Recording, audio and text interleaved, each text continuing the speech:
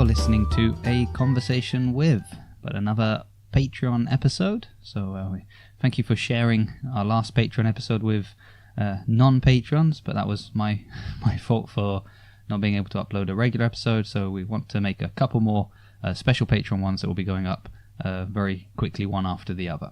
So joining me again is Rochelle. Hey guys. And this time, seeing as we're just recording a few extra episodes, we don't have a Patreon request. So, although you could request after you've listened to this, so we can record that. That's true. You can do that. If you're quick. If you're super quick. You might need to maybe listen to it before it uploads. But who knows? Unfortunately, you can't become your own Patreon. So that's out of the window. But I have a topic for once. So just based on events of last week. Basically just ranting, yeah? I don't know if I'd say ranting, yes, but definitely I'm, expressing your opinion and feelings. Expressing my opinion. So we better get into the topic because, I mean, you can read it in the description anyway, but, just in case you're worried that we uploaded the wrong episode, we're going to be talking about driving.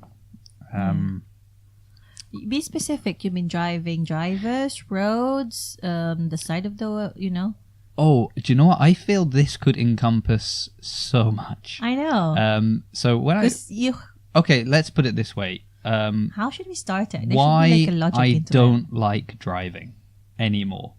Okay. That'll be the topic. Why I don't like driving. That being said, I drive a lot. You do, yeah. And You've driven a lot of different vehicles as well, haven't you? Yeah, I've driven different vans and different cars and on different sides of the road. Yeah. And in different countries and done multiple countries, cross-country driving. Yeah, like driving from Italy through Austria and Germany and France. Switzerland? Did you drive to Switzerland? Who knows? But that's it. I can drive. I'm a perfectly good driver, and I can drive. Like when we did that journey, it was 8 hours without stop. It was just unbroken, without stopping, and without music. Yeah, but we did listen to a great Batman audiobook. Yeah, audiobooks. That was nice. That's what we were listening to. So it's not that I can't drive, and that's why I don't like it. I used to like driving, and obviously growing up, I couldn't wait to get my driving license.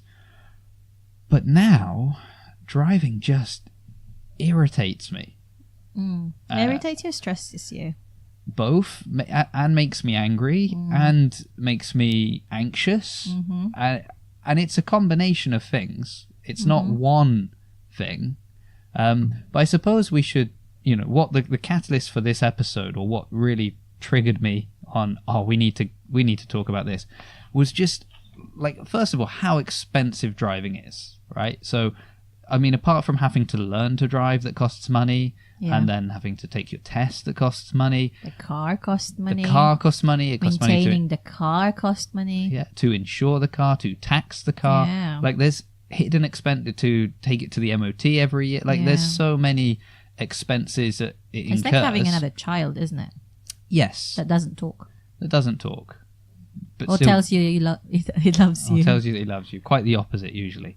But so we went on a trip, driving down a country road at one point. Yeah. Which your favorite? Another thing I hate. They're narrow. They're windy. There's no room to pass. Generally, there's huge sections where only one car can fit on either side of the road. Mind you, at least the people are they have polite. Yeah, but also because quite often they are isolated roads, there's no houses around. Yeah. The speed limits can be quite high. So on this single not only are you doing the road where you can't really see around the corner, but the person coming towards you could be going at quite a high speed because legally they can. Yeah. So we're driving on, in this case there was actually enough space for 2 cars. It wasn't so country road as it was more cross country road, I suppose, because it was quite a big road that was leading between sort of 2 cross county. You mean? No, as in it wasn't a country lane, but it was more linking kind of 2 towns or 2 villages together, kind of. So it was a big-ish road. We're driving down this road again at speed limits relatively high, and cars are driving towards us on the other side of the road, and one of them launches a stone up. Yeah. That like was assassination attempt. It was on like your life. a bullet. A bullet hole, yeah. Right in my face. And this was quite early on what was to be a relatively, longish journey, like a 2-hour car journey. Yeah. And we're half an hour in, and this happens. Yeah. And then you're telling me, well, just don't think about it. Yeah, because the more you think about it, the more your blood boils But I over can't it. not think about it because it is literally in between my eyes. I And know. as I'm driving, all I can see is it. And all I'm thinking is, it's gonna spread. Is that what you were thinking? I'm thinking, it's just another thing to have to sort.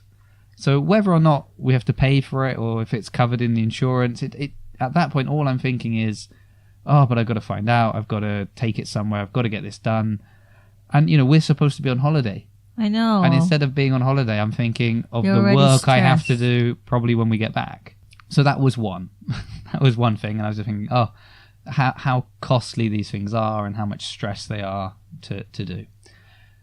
Then we got to our destination. We went out the next day. Yeah. Again, country roads because we were in the forest. So we were kind of driving again down these horrible roads where you can't see anything. You don't know what's going to happen. And we get to a little town, and we spent the morning around there.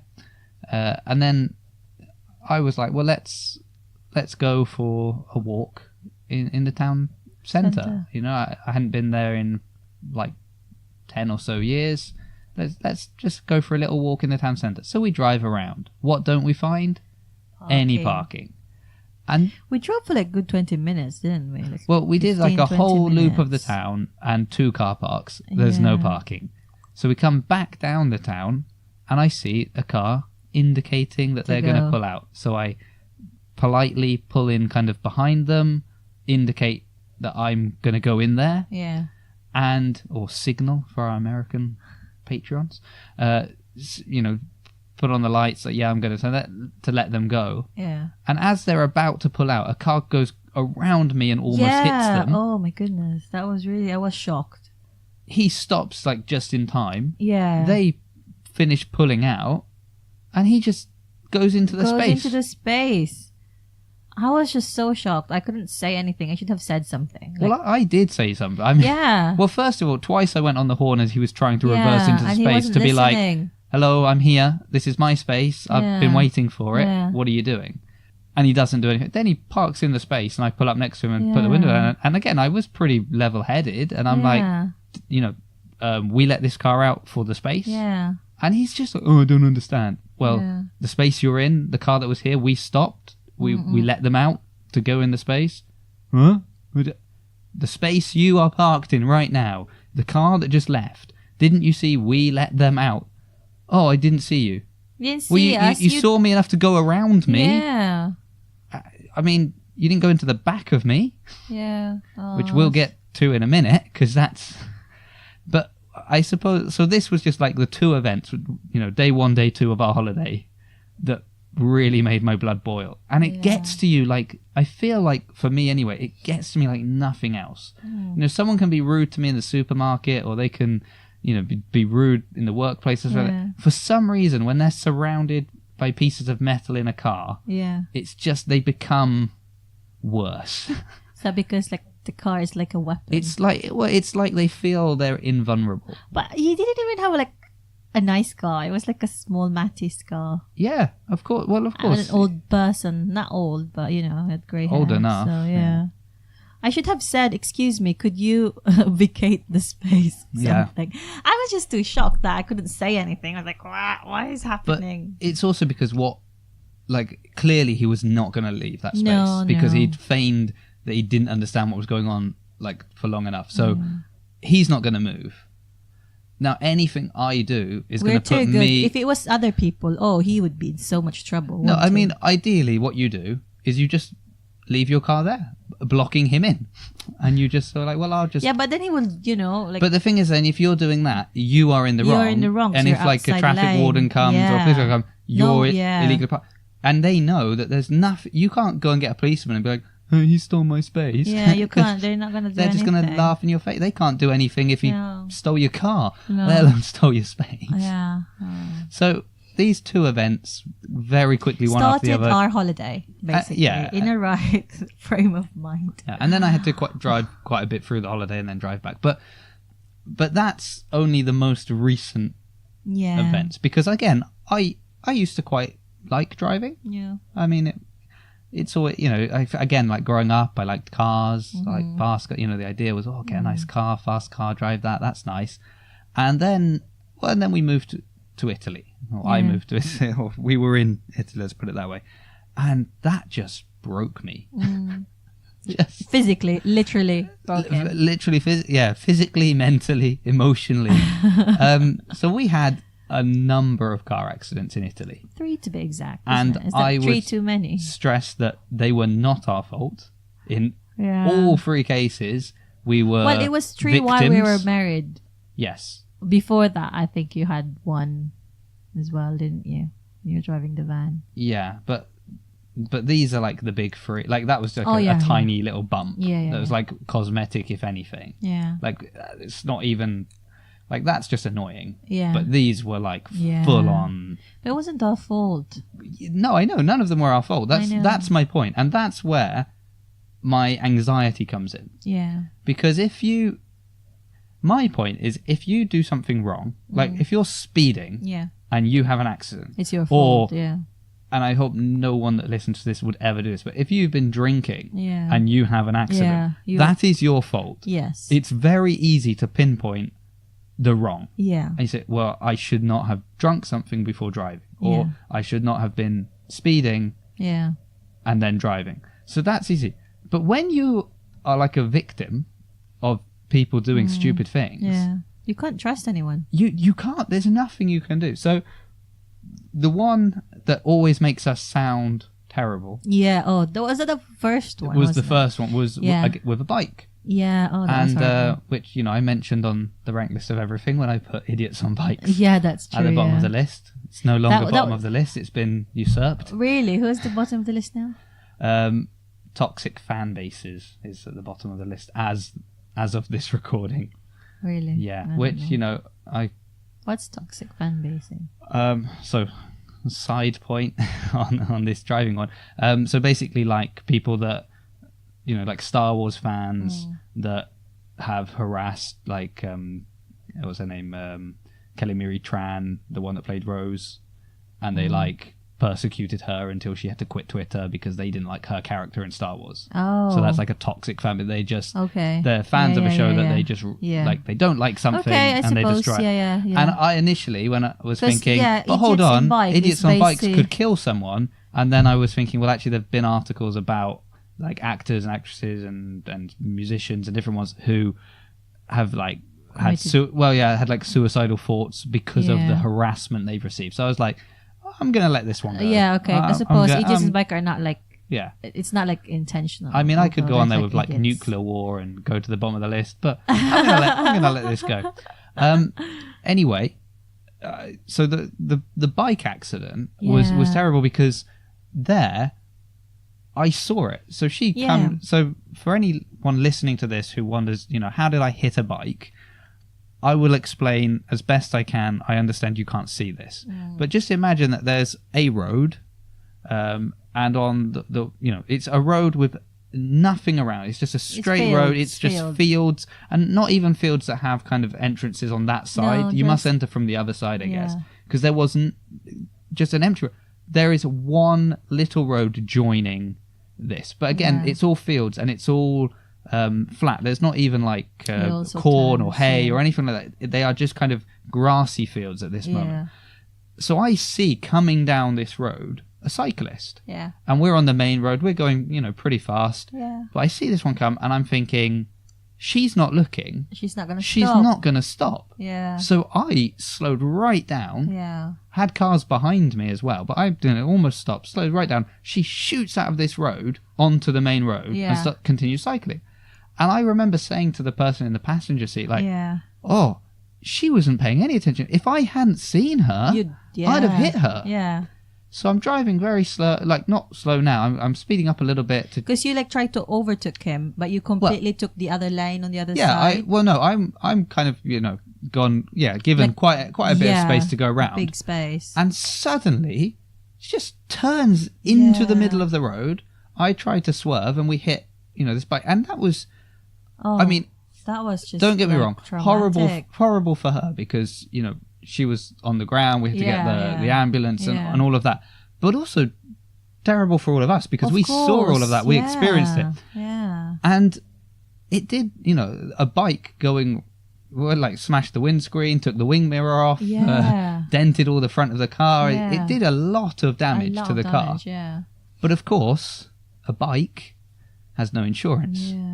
Of course, a bike, everybody feels sorry Yeah. for the cyclist, which, again, I do understand. I felt sorry for her in I really hope she's okay. I hope this hasn't, killed her. Yeah. But at the same time, this is 100% your fault. Yeah. And now we've had the police have to come. Like, But we it have was to be good interviewed. because we have like witness behind us that weren't our friends. You know what I mean? Yeah. So there like were good thing someone was behind us, and she was even like a nurse or something. no. wasn't she? That's no. The The woman. woman. Because again, we were in Italy. Yeah. And this I feel led a little bit to the problem because the guy driving. Yeah. He tells the police, they were driving, they weren't going that fast. No. I saw them go around. I saw him like suddenly try to turn into like the middle of the road. I didn't understand what was going on, and then I saw the bike. So he clearly tried to avoid her.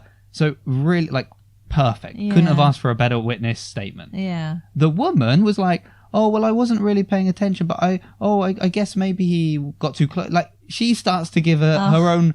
Maybe this could have happened. Yeah. And it's like, you've just said you weren't. Stop talking, woman. If you don't know what's happened, don't talk. Yeah. Let the man who was driving, had to pay attention because he was driving, finish his statement.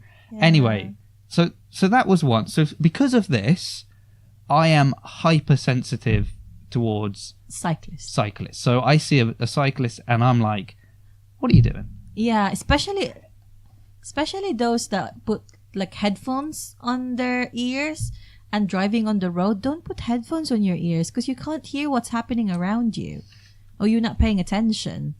It's really, really dangerous. Yeah. Well, I mean, bikes is probably going to be another topic for another day because I could, I've got a lot to say about cyclists and, etiquette on the road, how they go through traffic lights, how they do. Yeah, but all of that, see, that leads to my anxiety because I'm approaching like a traffic light or a roundabout. It happened the other day that a cyclist just shot out into a roundabout in front of me. Yeah. And I was just like, I mean, if I'd hit you, that's your fault. Yeah. But I'm going to feel bad. But so I saw him and I stopped. But I feel like cyclists often, because he looked at me as he did it. Like, it's not he didn't see me. Yeah. And I feel often they know that if you hit them, you're going to be at fault.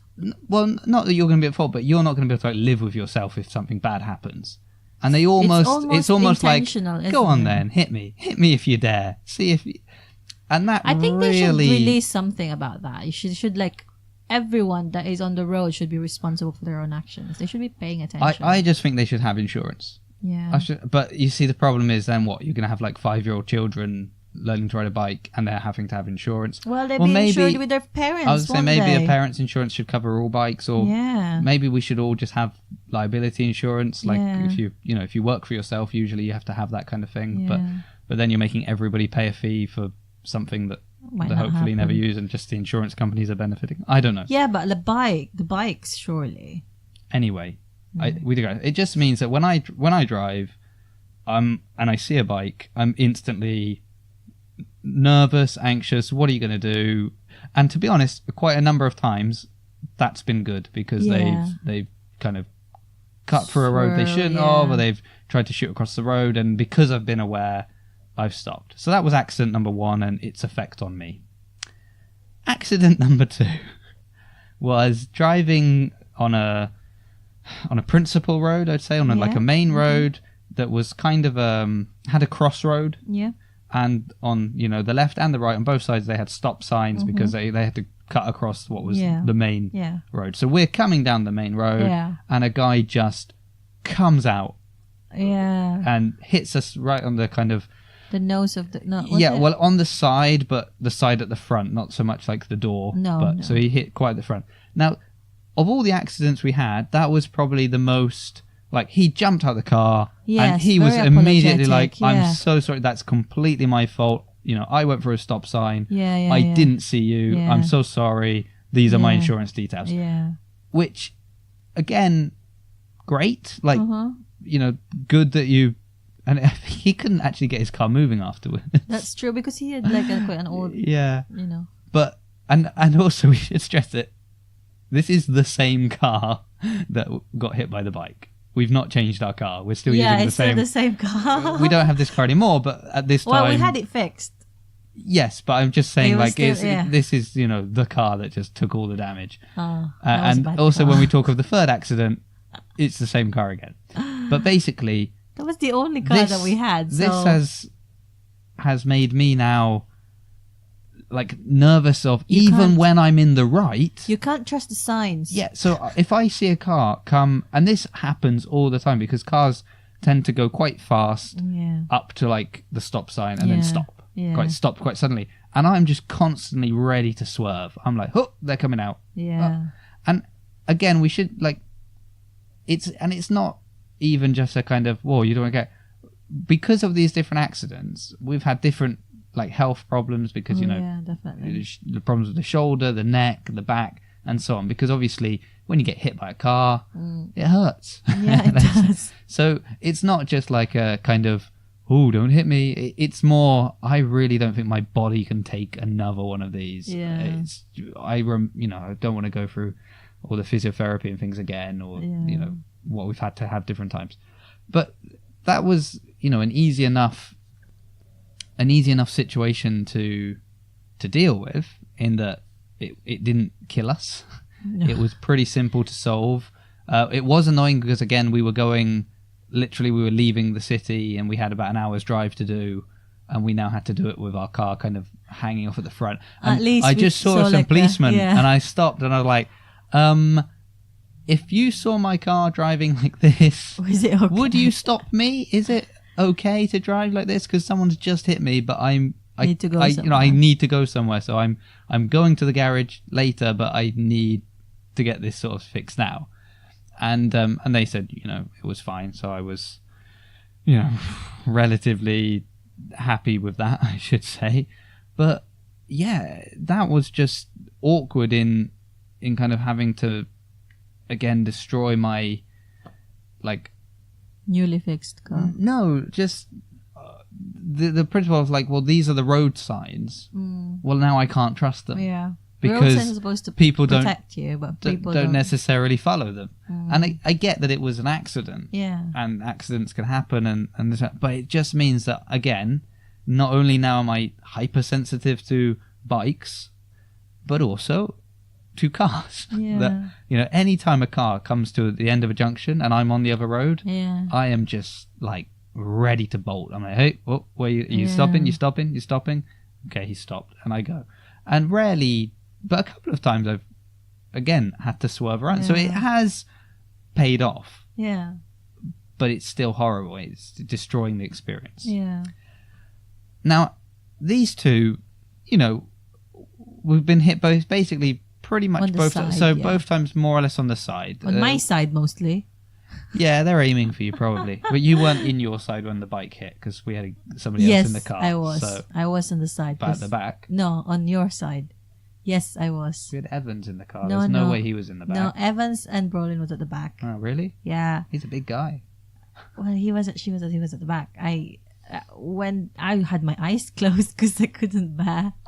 Anyway, we digress. But in both of these cases, yeah, we took hits to the side. So, you know, that's pretty much not our fault. I think most people, even if they didn't see the map and all the little diagrams, they'd still be like, well, getting hit on the side usually is not your fault. The last accident we had while we lived in Italy... That was quite intense and painful. By far the worst accident. Yeah. And the most annoying, and probably the one that really has just caused me to hate driving, was when we stopped. Now, I want to reiterate, stopped, not were stopping. No, we stopped, and we were stopped for a good 5 to 10 seconds before this happened. Because the light just turned red. Yeah, so we arrived, and as we're approaching as we're approaching the light, it turns red. Yeah. We slow down, we stop, and we wait for the light to turn green. The colour a light needs to turn for you to go. And while we're stopped and just waiting, another car decides to come quite fast down the road behind us and not stop at the traffic light, but just hit right into the back of us and push us through the red light. Yeah. Jump out of his car, run up to my window, and as I, wind the window down in quite a bit of pain, tell me there's no damage to the car. Excuse me? And I'm thinking, damage. You have literally moved my car through a traffic light. Do you know what I mean? Like cars, if you blow on a car, it seems to damage it. So the idea that you can physically shunt it with your vehicle, and then we're filling out the insurance papers, and he's there going like, he was denying it. I've never had an accident before. I've been driving for 40, 50 years. I've never had an accident. And I'm just like, well, you have now. Well done. And he wasn't admitting that it was red. He said, "Oh, the light was green. You weren't going." He said, "No, it was red." No, the other thing he said is because we had to. The way it kind of works in Italy, you have this form, you fill it out, and one of the things you have to give the cause of the accident, and we put that you failure to observe traffic traffic signals basically, and he's like, no, that's not true. I was like, well, there was a red light, and he goes, I didn't go through the red light. Yeah. No, you didn't go through the red light because my car stopped you from going through the red light, but there was a red light and you didn't stop, you just decided to keep going. But I mean that one, on the we had to fight for that one, didn't we? Well, no, I mean, no, because the kind of good thing is if someone goes into the back of you, it's very difficult for them to ever win a case of it was their fault. You went into the back of them. Yeah. But that one really messed me up physically because that was by far the because he didn't see us at all. No. And it's saying it was green, you weren't going. That you were not paying any attention because he didn't even try to slow down. He just went rammed into us.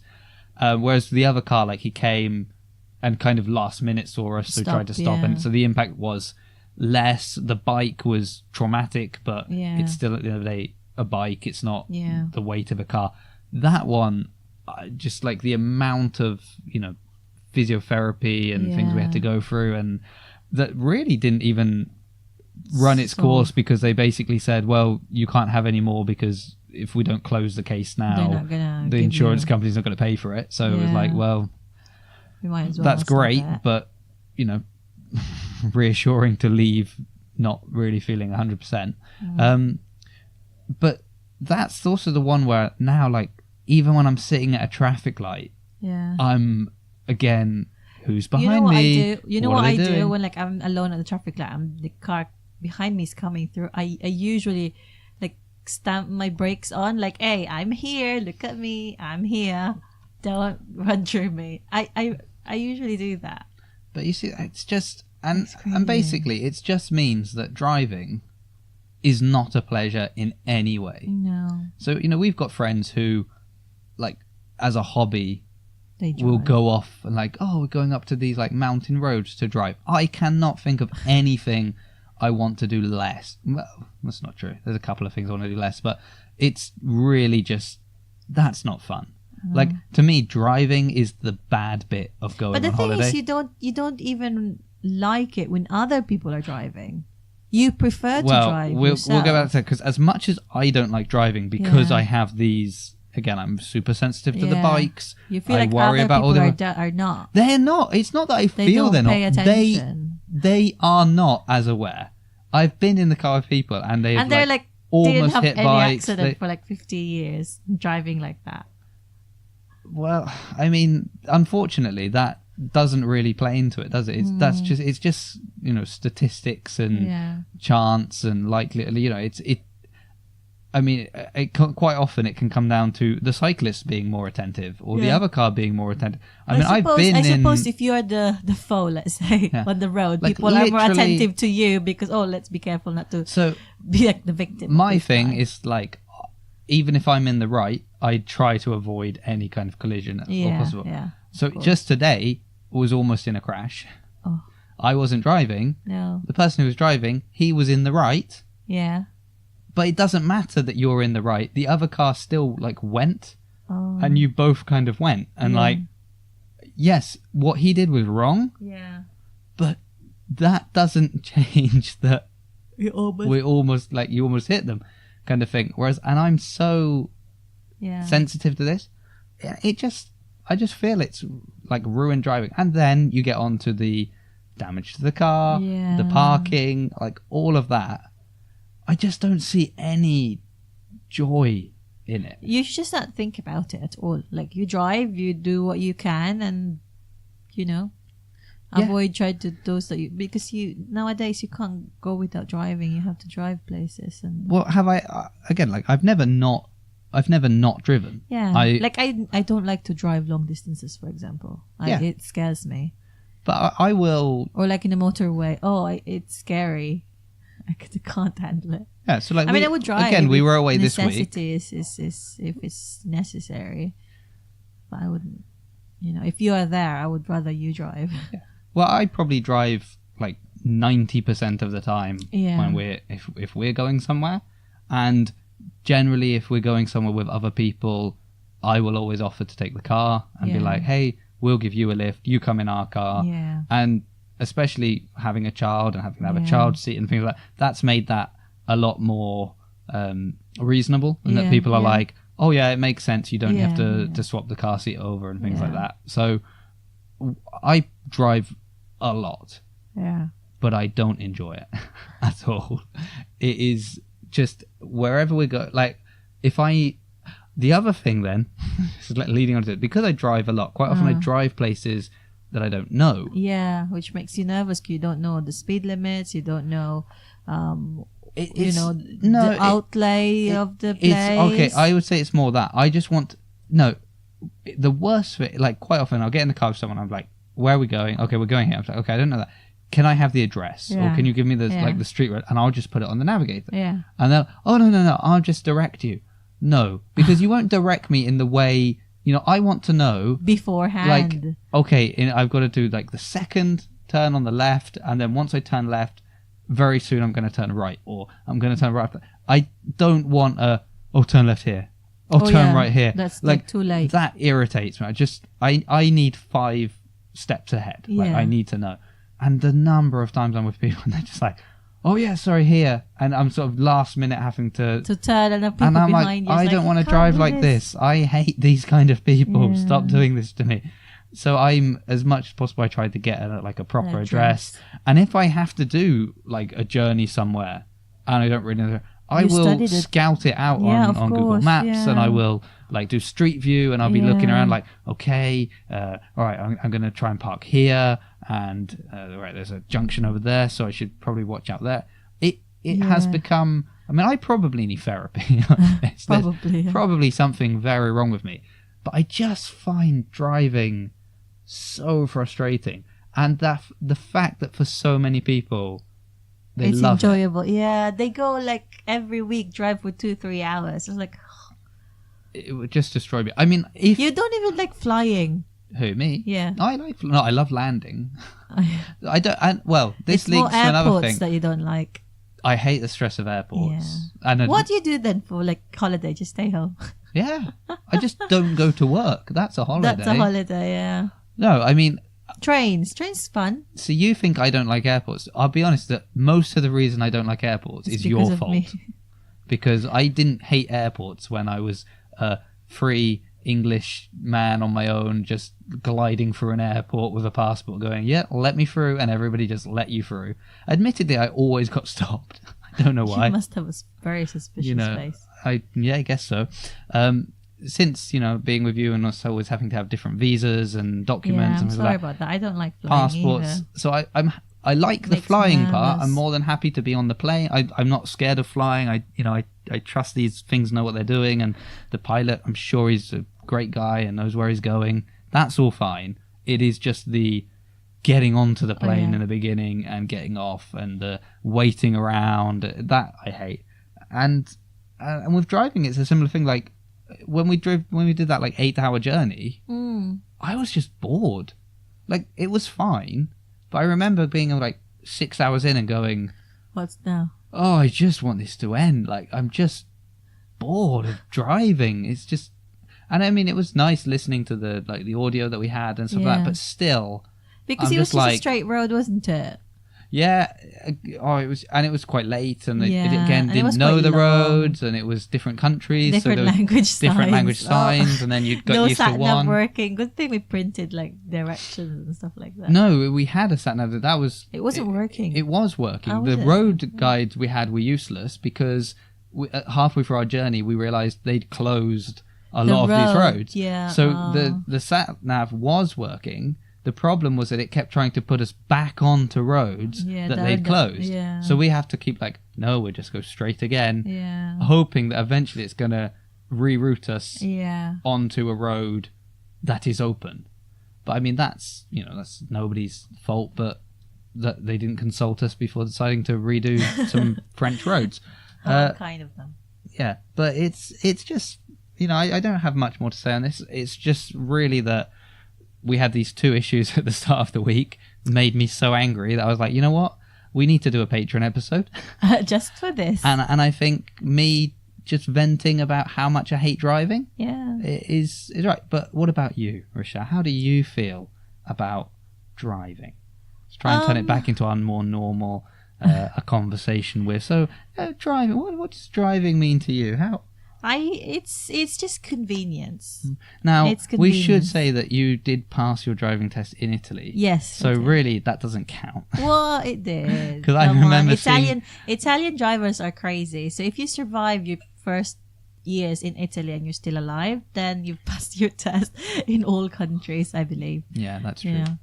Italian drivers are vicious, so you have to be like, if you just wait on the roundabout, no one will let you go. Oh, you've got to be aggressive. You In have to Italy, be they have a aggressive. me first attitude. Oh, yes, My yeah. flatmate used to tell me. Yeah. And it was just like, me first, you just have to Yeah, try it and doesn't pull out. matter. It doesn't matter in the roundabout. It doesn't matter whose turn it is. You get to the roundabout, you go. And that is a nice thing about being back in England, is Yeah, that people everyone do... is so cautious. It is quite often like a... You first. Well, no, it's a kind of like one from the left, one from the right. In one Italy, from the they left, don't. one from the right. Whereas no one in will Italy, let it's you like go. one goes from the left and 17 on the left try to cram in behind him Yeah. and not even leave No. a hairbreadth of space. That's why because if you see light in between the two Yeah. cars, you can probably get in there. Because no one lets them go. They become aggressive. Or like when we were driving in Milan and we were there was like 3 lanes. So we're in we're in one of the 3 lanes and cars decide, you know what? There should be a 4th lane. And they just create a 4th lane. Crazy. There were certain things that you just would not that was crazy. believe people were doing. That's why I was really surprised when we first arrived here and we were like driving on those little country roads. I remember your mom was driving then. I would just have my eyes closed most of the times because of how tight I feel the roads are. Oh, I thought you were just going to say how she drives. Well,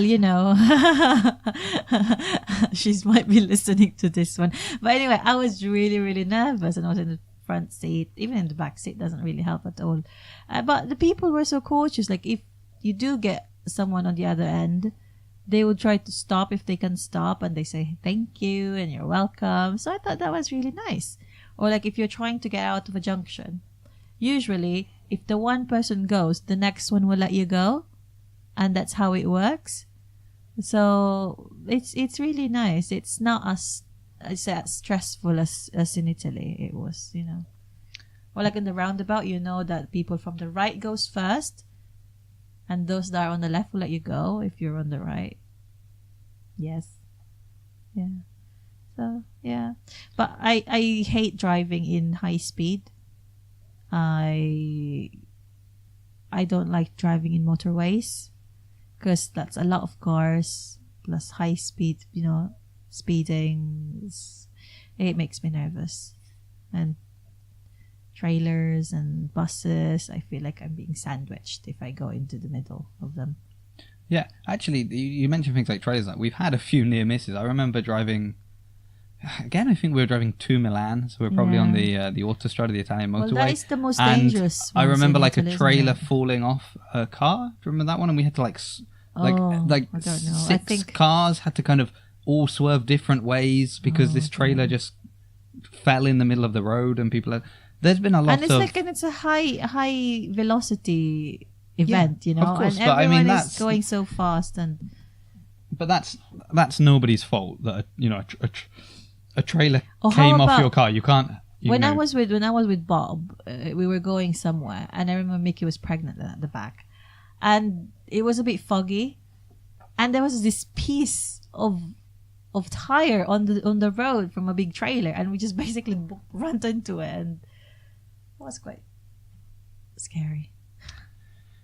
So I mean, that's our experience, I should say. On I like walking. Walking's good. You don't. You moan about walking. I don't. I walk a lot. Anyway, that's, I guess, all we've kind of got to say on driving now. We've hit like 40 minutes. I think that we can't rant anymore because we don't want to go to bed angry. But so I'm sorry if anybody tuned in thinking this was going to be an informative discussion on driving and on road etiquette. But this was just me, venting on. We've had another bad experience in the car. I mean, admittedly very small in comparison. One was just an accident that nobody's fault, but is a bit annoying. The other one was just, again, bad attitude of drivers, which we haven't really gone into too much on here. There's probably going to be Cars Part 2. Anyway, that we'll wrap it up for now. Obviously, if you're a Patreon, I assume you already know about Twitter and Instagram and everything else we're doing.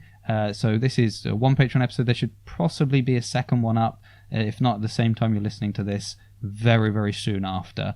And then we're going to try and flood the Patreon feed a little bit with a few extra episodes as soon as possible, and then it will come out a little bit more, maybe bi-weekly, every couple of weeks. Just we'll try and keep the obviously depending on how many patrons we get, the more we record. So thank you for listening, and thank you for your support. And if this has gone out as a bonus episode in the future for people on the regular feed, why aren't you on the Patreon? You should be if you're enjoying this. And we'll leave it there, and we'll say goodbye and see you very soon for the next episode. Bye.